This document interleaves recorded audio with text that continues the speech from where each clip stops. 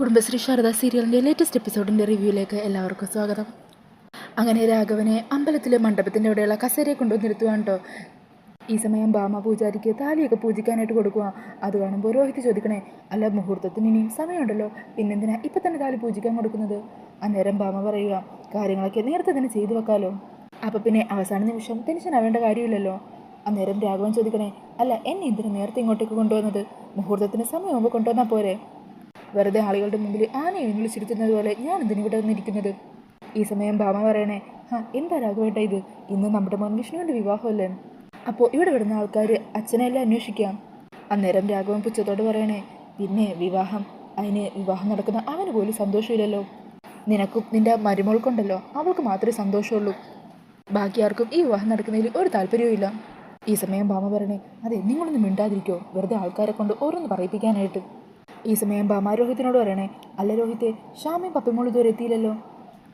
അവരൊക്കെ വീട്ടുകാരല്ലേ, മുഹൂർത്തത്തിന് സമയമാകുമ്പോൾ അതിഥികളെ പോലെയാണോ വരേണ്ടത്? നീ എത്രയും വേഗം വിളിച്ചിട്ട് വേഗം ഇങ്ങോട്ടേക്ക് വരാൻ പറ.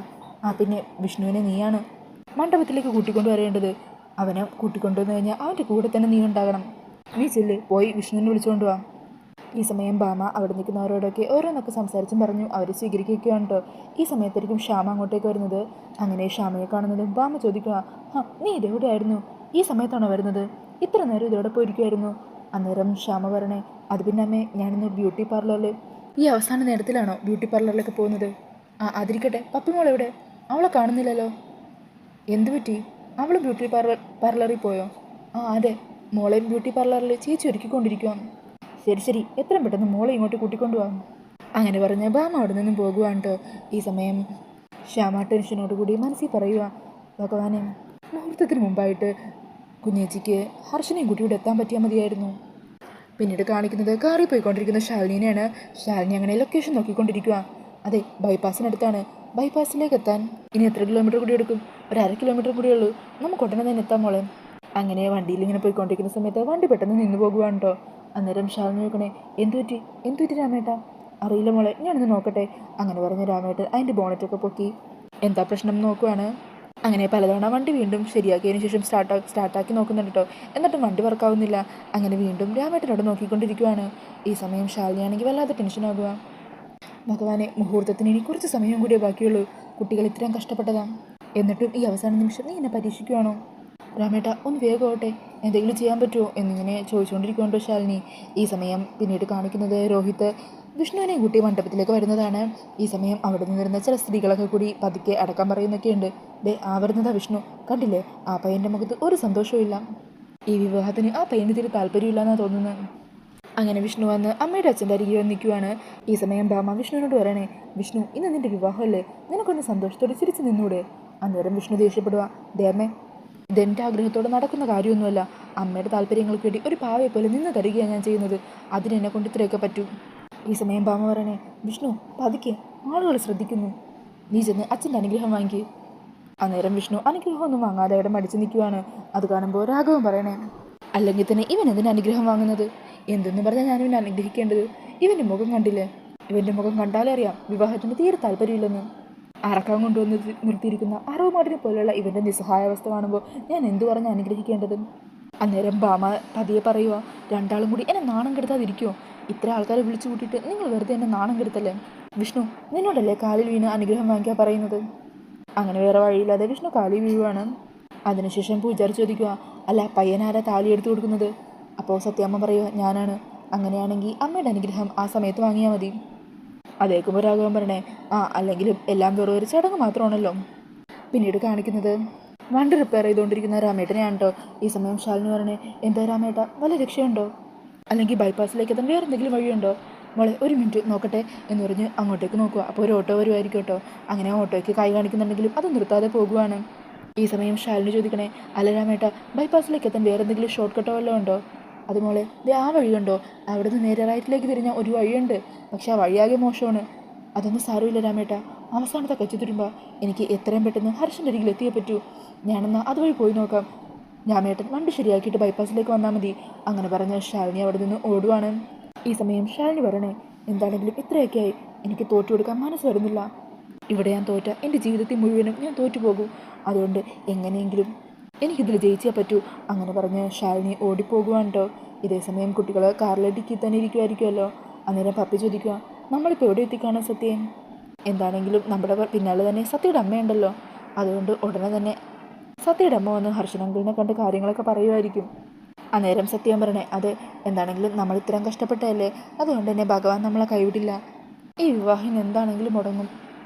എവിടെയെങ്കിലും വണ്ടി ഒന്ന് നിർത്തിയിരുന്നെങ്കിൽ അമ്മയൊന്ന് വിളിക്കായിരുന്നു. ഈ സമയം ശാലിനി ആണെങ്കിൽ വഴിയിലൂടെ ഓടി വരുവാണ്ടോ. ഇതേ സമയം ഹർഷൻ പെട്ടെന്ന് വണ്ടി നിർത്തുന്നുണ്ട്. എന്നിട്ട് അവിടെയുള്ളൊരു കടയിൽ കയറി ചായ കുടിക്കുവാണ്ടോ. ഈ സമയം കുട്ടികളെ പതിയെ എണീറ്റ് നോക്കുക. എന്താ വണ്ടി നിർത്തിയത്? ദേ ഹർഷനങ്കിൾ ചായ കുടിക്കുക, നമുക്ക് അമ്മയൊന്ന് വിളിച്ചു നോക്കാം എന്ന് പറഞ്ഞ പപ്പിയും ഫോണിൽ ശാലിനി വിളിക്കുവാണ്ടോ. ഹലോ സത്യയുടെ അമ്മേ, ഇപ്പോൾ എവിടെ എത്തി? മോളെ, ഞാൻ ബൈപ്പാസിലേക്ക് വന്നുകൊണ്ടിരിക്കുക. ആ ആൻറ്റി ഇവിടെയില്ലേ? ഹർഷനങ്കിളെ ചായ കുടിക്കാനായിട്ട് വണ്ടി നിർത്തിയിട്ടിരിക്കുക. എവിടെയാണ് വണ്ടി നിർത്തിയിരിക്കുന്നത്? ബൈപ്പാസിൻ്റെ അടുത്തുള്ള ഏതോ കടയിലാണ്. കടയുടെ പേരറിയോ? പേരൊന്നും കാണുന്നില്ല. 2 വലിയ കുട വെച്ചിട്ടുണ്ട് അവിടെ. ആൻറ്റി വേഗം വാ, ദേ ഹർഷനങ്കിൾ ഇപ്പോൾ ചായ കുടിച്ചു കഴിയും. ഈ സമയം സത്യ ഫോൺ വാങ്ങുക. അമ്മ വേഗം വാട്ടോ. ആ മോളെ, അമ്മ ഉടനെ എത്തും. ഈ സമയം സത്യ ചോദിക്കുക, അല്ല അമ്മ എന്താ അണക്കുന്നത്? അമ്മ കാറിനല്ലേ വരുന്നത്? ഇല്ല മോളെ, വരുന്ന വഴിയിൽ കാറ് പഞ്ചറായി. അമ്മ ഇപ്പോൾ ഓടി വരുവാണ്. ആ അമ്മ എന്നാ വേഗം വാ, ദേ ഹർഷനങ്കിൾ ചായ കുടിച്ചിപ്പോൾ കഴിയും. ആ ദേ മക്കളെ, അമ്മ ഇപ്പം എത്തും, അടുത്തെത്താറായി എന്ന് പറഞ്ഞ് കോള് കട്ടാക്കുവാണ്ടോ. ഈ സമയം സത്യ പപ്പിയോട് പറയണേ, അമ്മയുടെ കാറ് പഞ്ചറായിന്ന്. അമ്മ അത് കാരണം ഓടിയാ വരുന്നത്. ഈ സമയം പപ്പി പറയണേ, എന്താണെങ്കിലും ഈ വിവാഹം ഇന്നത്തോടെ മുടങ്ങും. നമ്മളെല്ലാവരും ഇത്ര കഷ്ടപ്പെട്ടതല്ലേ, അത് ഭഗവാൻ കാണാതിരിക്കില്ല. അയ്യോ ദേ സത്യേ, ഹർഷനങ്കിൾ ചായ കുടിച്ചു കഴിഞ്ഞു. സത്യയുടെ അമ്മേനെ കാണുന്നില്ലല്ലോ. ഈ സമയം ഹർഷൻ പൈസയൊക്കെ കൊടുത്ത കാറിലേക്ക് കയറാൻ തുടങ്ങുമ്പോൾ ശാലിനി വണ്ടിയുടെ തൊട്ട് പിന്നിലെത്തുവാണ് കേട്ടോ. ഇതേ സമയം ഹർഷൻ കാറിൻ്റെ ഉള്ളിലേക്ക് കയറുമായിരിക്കും. അതുകൊണ്ട് തന്നെ ശാലിനി ഹർഷാന്ന് വിളിക്കുന്നതൊന്നും ഹർഷൻ കേൾക്കുന്നില്ല. കേൾക്കാതെ വണ്ടി എടുത്ത് അവിടെ നിന്നും പോകുവാണ്. ഈ സമയം ശാലിനി പിന്നാലെ തന്നെ ഓടി വന്നുകൊണ്ടിരിക്കുവാണ്. അതിനുശേഷം വീണ്ടും മണ്ഡപത്തിൽ ടെൻഷനോട് കൂടി നിൽക്കുന്ന വിഷ്ണുവിനെയാണ് കേട്ടോ കാണിക്കുന്നത്. വിഷ്ണു അങ്ങനെ ശാലിനിയുടെ കഴുത്തി താലി കെട്ടിയ സംഭവങ്ങളൊക്കെ ഓർക്കുവാണ്. എന്നിട്ട് വിഷ്ണു മനസ്സിങ്ങനെ പറയുക, കാര്യങ്ങൾ ഇങ്ങനെയൊക്കെ സംഭവിക്കുമെന്ന് വിചാരിച്ചിരുന്നെങ്കിൽ ആ കാർത്തികയെ മരണത്തിന് വിട്ടുകൊടുത്തിട്ട് ഞാൻ വന്നേനെ. ഇങ്ങനൊരു മണ്ടത്തരം ഞാൻ ചെയ്യില്ലായിരുന്നു. അങ്ങനെ പറഞ്ഞ് ശാലിനി മുതലുള്ള നല്ല നല്ല നിമിഷങ്ങളൊക്കെ ഓർത്ത് സങ്കടപ്പെടുവാണ് കേട്ടോ വിഷ്ണു. ഈ സമയം ഇതെല്ലാം കണ്ട് ഷാമ്യ മരുകി നിൽക്കുന്നുണ്ടാവും. പാവം വിഷ്ണുവേട്ടൻ ഒരു പ്രതീക്ഷയില്ലാതെ നിൽക്കുക. കുഞ്ഞേച്ചി ഹർഷനെയും കൂട്ടുവരുമെന്നുള്ള ഒരു ചെറിയ പ്രതീക്ഷയെങ്കിലും എനിക്കുണ്ട്. പക്ഷേ എല്ലാർത്ഥത്തിലും തകർന്ന് നിൽക്കുക വിഷ്ണുവേട്ടൻ. ഈ സമയം ഭാമ വീണ്ടും വന്ന് ഷാമയോട് ചോദിക്കണേ, ഷാമി പപ്പിമോളെ കണ്ടില്ലല്ലോ ഇതുവരെ, അവളെവിടെ? ദേ കല്യാണപ്പെണ്ണിനെ പപ്പിമോളും കൂട്ടുകാരും ചേർന്ന താലവുമായിട്ട് കൊണ്ടുവരേണ്ടത്, നീ വേഗം അവളെ വിളിക്ക്. അന്നേരം ശ്യാമ പറയണേ, അവൾ കൂട്ടുകാരികളുടെ ഒപ്പം കളിക്കുന്നുണ്ട്, എന്നാൽ വേഗം വിളിക്ക്. ശരി സത്യാമ്മേ. ഈശ്വര, ഞാനിനി എന്തു പറയും? ഇനി സത്യാമ്മ എന്ന് ചോദിച്ചാൽ കള്ളമൊന്നും പറയാൻ പറ്റില്ല. പിന്നീട് കാണിക്കുന്നത് ഹർഷൻ്റെ ഒരു കൂട്ടുകാരൻ വെയിറ്റ് ചെയ്ത് നിൽക്കുന്നതാണ്. ഈ സമയം ഹർഷൻ കാറുമായിട്ട് അയാളുടെ അരികിലെത്തുവാണ് കേട്ടോ. അങ്ങനെ കാറിൽ നിന്ന് പുറത്തിറങ്ങി അയാളുടെ അരികിലേക്ക് സംസാരിക്കാൻ ചെല്ലുമായിരിക്കും. ഈ സമയത്ത് ശാലിനിയും അവിടെ ഓടിയെത്തുവാണ്. അങ്ങനെ ഹർഷ എന്ന് വിളിച്ച് ശാലിനി കാറിൻ്റെ അരികിലേക്ക് ഓടി വരുവാണ് കേട്ടോ. ഈ സമയം അമ്മയെത്തി എന്നും പറഞ്ഞ് കുട്ടികളും കാറിൻ്റെ ഇടുക്കിയിൽ നിന്ന് പുറത്തേക്ക് ഇറങ്ങുവാണ്. എന്താ പറ്റിയത്? അന്നേരം ശാലിനി പറയുക, ഞാൻ സബ് കളക്ടർ ശാലിനി വിഷ്ണു. ഹർഷനെ കാണാനായിട്ട് ഞാനാണ് നേരത്തെ ഫോണിൽ വിളിച്ചത്. ഞാൻ ഹർഷനെ കണ്ട് സംസാരിക്കാൻ വരുന്ന വഴിക്കാണ് ആ ആക്സിഡൻറ്റ് പറ്റിയത്. അന്നേരം ഹർഷൻ ചോദിക്കണേ, അല്ല എന്നിട്ട് പിന്നെ എന്നെ എങ്ങനെ ഇപ്പോൾ കണ്ടുപിടിച്ചു? ആ സമയം ശാലിനി പറയണേ, ഹോസ്പിറ്റലിൽ വെച്ച് കുട്ടികൾ ഹർഷനെ കണ്ടു. അവർ ഹർഷൻ്റെ കാറിൻ്റെ ഡിക്കി കയറിയിരുന്നു. എന്നിട്ട് ലൊക്കേഷൻ എനിക്ക് അയച്ചു. അങ്ങനെ ഇപ്പോൾ ഹർഷനെ ഞാൻ കണ്ടെത്തിയത്. അന്നേരം ഹർഷൻ ചോദിക്കുക, അല്ല എന്നെ കണ്ട് എന്ത് പ്രധാനപ്പെട്ട കാര്യം മാഡത്തിന് പറയാനുള്ളത്? പ്രധാനപ്പെട്ട കാര്യം തന്നെയാണ് ഹർഷൻ അന്വേഷിച്ച് നടക്കുന്ന കാർത്തിക ഉണ്ടല്ലോ, അവൾ കാരണം എൻ്റെ ജീവിതം ഇപ്പോൾ തകർന്നിരിക്കുക. മാഡത്തിന് കാർത്തിക അറിയോ? ഞാൻ പലതവണ കാർത്തികയായിട്ട് കോൺടാക്ട് ചെയ്യാൻ ശ്രമിച്ചു, എന്നാൽ ഞാൻ വിളിച്ചിട്ട് അവൾ ഫോൺ എടുക്കുന്നില്ല. ഈ സമയം ശാലിനി പറയണേ, ഇന്ന് കാർത്തികയുടെ വിവാഹമാണ് ഹർഷ. അങ്ങനെ ശാലിനി പറയുന്നത് കേട്ട് ഞെട്ടലോടെ നിൽക്കുന്ന ഹർഷനെ കാണിച്ചുകൊണ്ടാണ് ഇന്നത്തെ എപ്പിസോഡ് തീരുന്നത്. അപ്പോൾ ഈ ഒരു റിവ്യൂ ഇഷ്ടമായിട്ടുണ്ടെങ്കിൽ മറക്കാതെ വീഡിയോ ഒന്ന് ലൈക്ക് ചെയ്യണേ. ഇതുപോലുള്ള കൂടുതൽ റിവ്യൂസിനായിട്ട് ഈ ചാനൽ ഒന്ന് സബ്സ്ക്രൈബ് ചെയ്തും കൂടി സപ്പോർട്ട് ചെയ്യണേ. താങ്ക്